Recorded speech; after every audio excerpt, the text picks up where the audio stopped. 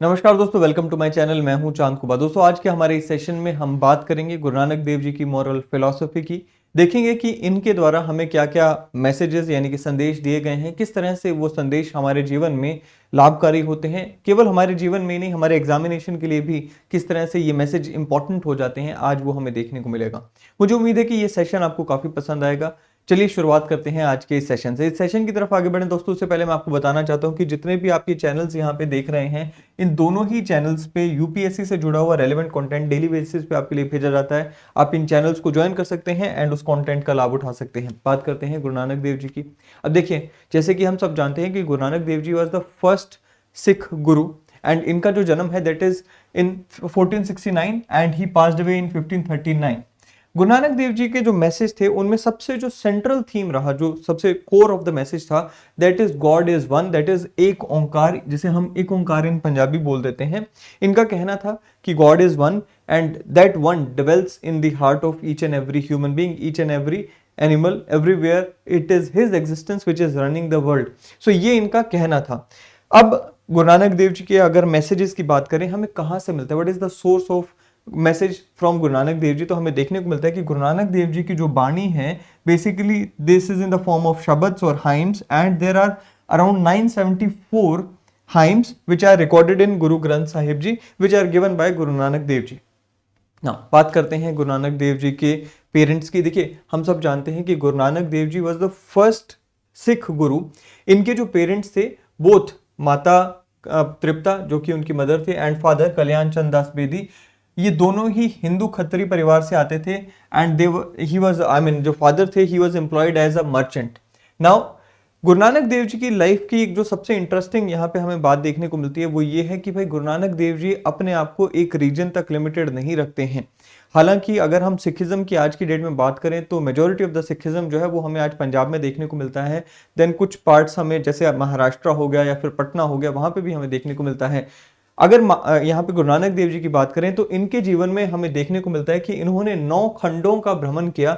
9 खंडों में इनकी जो जर्नीज रही हैं उनको हम उदासियां कहते हैं। So these are the basically spiritual pursuits which were taken up by Guru Nanak Dev जी। इन उदासियों के दौरान गुरु नानक देव जी साउथ में श्रीलंका तक जाते हैं, ईस्ट में वेस्ट में जाते हैं, ईस्ट में जाते हैं ढाका तक, उड़ीसा में भी जाते हैं, यूपी जाते हैं, बिहार जाते हैं एंड अगर हम वेस्ट की बात करें तो एज फार एज मक्का ये कहा जाता है कि गुरु नानक देव जी गए थे। बाद में हमें देखने को मिलता है कि most of the time he spent in Punjab area, आज का जो पाकिस्तान एरिया है एंड जो इंडिया का पंजाब एरिया है, इसमें उन्होंने अपना काफी समय बाद में बिताया। अब मैसेजेस की बात करते हैं। सबसे पहला जो मैसेज गुरु नानक देव जी से हमें मिलता है that is the message of वंड छको। ना वंड छको मतलब क्या है? देखिए, 2 शब्दों से ये मैसेज निकल रहा है। वंड मतलब to distribute and to consume.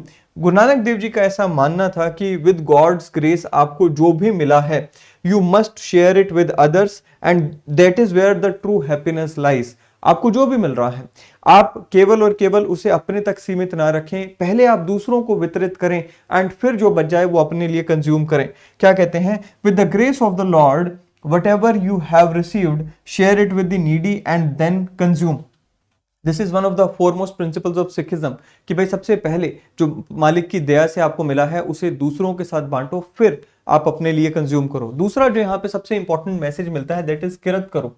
किरत करो का मतलब होता है कि भाई एक ऑनेस्ट लाइवलीहुड हमें बिताना चाहिए, यानी कि जो हमारी कमाई का साधन है वो बिल्कुल ऑनेस्ट होना चाहिए, प्योर होना चाहिए, उसमें ठगी चोरी इस तरह की कोई बात नहीं होनी चाहिए। One should not exploit others to enjoy self happiness and one should not earn with fraud and other deceitful means. दूसरा जो तीसरा इनका मैसेज रहा है दैट इज नाम जपो। नाम जपो का मतलब होता है, नाम is that is the name of the true God. हमें जपना मतलब रिसाइट करना। सो बेसिकली क्या संदेश दिया है कि हमें उस ट्रू गॉड का नाम रिसाइट करना चाहिए, ये हमारे मन में हमेशा होना चाहिए। अब इनका ये कहना था कि भाई ये नाम क्यों जपना है। सबसे पहले कहते हैं कि भाई नाम जपने से हम जो 5 इविल्स हैं दैट इज काम, क्रोध, लोभ, मोह, अहंकार, that is lust, anger, greed, attachment and ego, इनसे छुटकारा पाते हैं और उसके बाद हमारी जो स्पिरिचुअल जर्नी है वो और आगे बढ़ती है। अगेन मोनोथीज्म में विश्वास हमें यहां पे देखने को मिलता है। नेक्स्ट जो मैसेज यहां पे गुरु नानक देव जी की तरफ से मिलता है, सरबत दा भला। ना सरबत मतलब एवरीवन, दा मीन्स जो हिंदी में हम का कहते हैं, एंड भला that is good for all.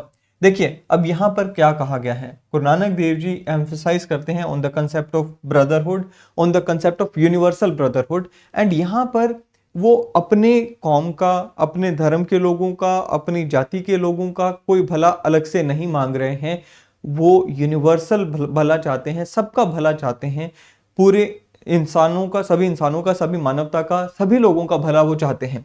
So despite, I mean he said that despite religion, caste, gender, everyone should seek well for others, only then one can have the goodness back in return. क्या कहते हैं, आप देखिए, हम जो, अगर आप Sikhism से जुड़े हुए हैं तो आपको पता होगा जो अरदास पढ़ी जाती है, that is the request to the lord, उसमें भी जो प्रेयर हम यहाँ पे करते हैं उसमें भी क्या है, नानक नाम चढ़दी कला तेरे पाने सरबत दा पला। सो बेसिकली यहां पर भी हम गॉड से यही प्रे कर रहे हैं कि भाई सबका भला होना चाहिए। Speak the truth without any fear, ये एक और इंपॉर्टेंट मैसेज गुरु नानक देव जी का हमें देखने को मिलता है कि भाई बिना डरे, निडर होकर हमें सच बोलना चाहिए। इनका ऐसा मानना था कि झूठ के बल पे जो हमें जीत मिलती है वो टेम्परेरी होती है, और सच जो है वो हमेशा परमानेंट होता है, so it remains for ever. And यही सिखिज्म में हुक्म ऑफ द गॉड भी दिया गया है, यानी कि जो लॉर्ड का हुक्म है वो यही है कि सच की रास्ते, सच की राह पे चलो, एंड किरत करो वंड छको। ये सारे हुक्म्स हैं जो कि हमें गुरु नानक देव की वाणी में देखने को मिलते हैं। सेल्फ सरेंडर, अब देखिए गुरु नानक देव जी यहाँ पर हमें हमारी जगह दिखाने की कोशिश कर रहे हैं। ही सेज कि भाई देखिए कि कितनी बड़ी दुनिया है, कितना बड़ा यूनिवर्स है, यूनिवर्स में भी कितना बड़ा हमारा सारा जो सोलर सिस्टम और बाकी सारी चीज़ें आ जाती हैं, गैलेक्सीज आ जाती हैं, एंड अगर हम उनसे अपने आप को कंपेयर करें तो हमारी कोई जगह नहीं है, लेकिन हम फिर भी अपनी इन्फ्लेटेड सेंस ऑफ ईगो लेकर चलते हैं, विच इज़ पॉइंटलेस। सो ये क्या कहते हैं कि हमें अपने आप को गॉड के सामने सरेंडर कर देना चाहिए, and that is the best way to lead a good life, right. So क्या कहते हैं, importance of surrender of self and ego, according to him getting blessings, surrender of ego is essential for getting his blessings, मतलब God की blessings पाने के लिए surrender of self और ego is essential. कहते हैं जी या तो आप हो सकते हो या परमात्मा हो सकता है, दोनों नहीं हो सकते हैं, इसलिए आपको यहाँ पे सरेंडर करना चाहिए खुद को, यहाँ पर अपनी ईगो को, बेसिकली अपने सेल्फ को यहाँ पर आपको खत्म करना चाहिए। कहते जी faith in the theory of karma, अब हम सब जानते हैं कर्मा क्या होता है। कर्मा का मतलब, कर्मा की जो थ्योरी है वो क्या कहती है कि जो जो जैसा करेगा वैसा भरेगा, राइट। आप जैसा पेड़ बोएंगे वैसा आपको फल मिलेगा। सो बेसिकली आपके जो कर्म होने चाहिए वो इन चीजों को आपको ध्यान में रख के करने चाहिए, that what goes around comes around, वो यहाँ पर इन्होंने कहा है। क्या कहते हैं जी, believed in the principle of karma, he had a deep faith that a man is born and dies according to his karmas. Guru Nanak Dev ji told people that they should recite naam along with doing the deeds, good deeds, that after their after their death, so that their soul should get salvation. So ये इनका message भी रहा है। बात करते हैं belief in brotherhood, जैसे हमने कहा कि भाई गुरु नानक देव जी ने सरबत दा भला की बात की गई है, he preached brotherhood and universal brotherhood of man. जैसे कि हमने कहा ना कि वो उदासियों के लिए भी गए थे ना, वो जो उदासियां थी, यानी कि वो उनकी जो स्पिरिचुअल परस्यूट्स की जर्नी थी, मोस्टली वो कहाँ पे गए थे। आप देखेंगे कि जितने होली प्लेसेस हैं अराउंड द वर्ल्ड, उन होली प्लेसेस में उनकी विजिट होती है। It is not just a spiritual pursuit, it is also a pursuit of universal brotherhood, जहाँ पे वो यूनिवर्सल ब्रदरहुड का, आपसी भाईचारे का, आपसी प्रेम का मैसेज देते हैं। फिर आता है एम्फेसिस ऑन मोरालिटी। गुरु नानक देव जी का ये विश्वास था कि हमें अपना जीवन जो है उसमें कुछ चीज़ों का ध्यान रखना चाहिए। We should lead a pious life, सच बोलना चाहिए, झूठ की कमाई नहीं करनी चाहिए, चोरी नहीं करनी चाहिए, ऑनेस्ट लाइवलीहुड होना चाहिए, not to hurt anyone, not I mean to help the needy. So ये उनके हिसाब से कुछ प्रिंसिपल्स थे, कुछ वैल्यूज थी, मॉरल वैल्यूज, जो कि हमें लेकर चलनी चाहिए। इन मॉरल वैल्यूज के बिना हम भगवान तक नहीं पहुंच सकते हैं। We can't be a devotee of the god, right. से ये इनका कहना था। आखिरी जो इनका मैसेज है that is disbelief in penance. अब पेनेंस का मतलब क्या होता है, देखिए दो एक्सट्रीम्स होते हैं। एक तो या तो आप बिल्कुल भगवान का नाम नहीं लेते, याद नहीं करते, दूसरा आप भगवान को पाने के लिए बिल्कुल एक्सट्रीम में चले जाते हो, जंगलों पहाड़ों में चले जाते हो, घर बार त्याग कर देते हो, दूसरों के ऊपर आप यहाँ पर आश्रित हो जाते हो। गुरु नानक देव जी का मानना था कि भाई ये दोनों ही रास्ते सही नहीं हैं। जो बेस्ट वे है that is the balanced way. आपको भगवान को याद करना है, भगवान का सिमरन करना है, लेकिन at the same time you should not go into the jungles and सब कुछ छोड़कर आप अपना काम धंधा छोड़कर और वहां पे ना चले जाएं। आपको लाइफ में एक बैलेंस मेंटेन करना होगा। आपको अपने घर की जो जिम्मेवारियां हैं, दुनियावी जो जिम्मेवारी हैं, वो भी आपको संभालनी होगी, उनको भी आगे लेकर चलना होगा।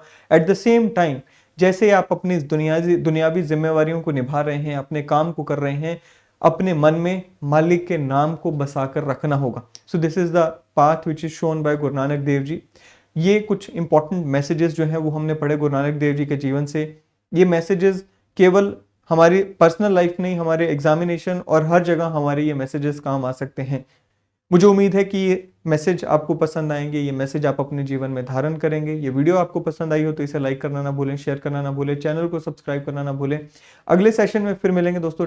Thank you, have a great day ahead.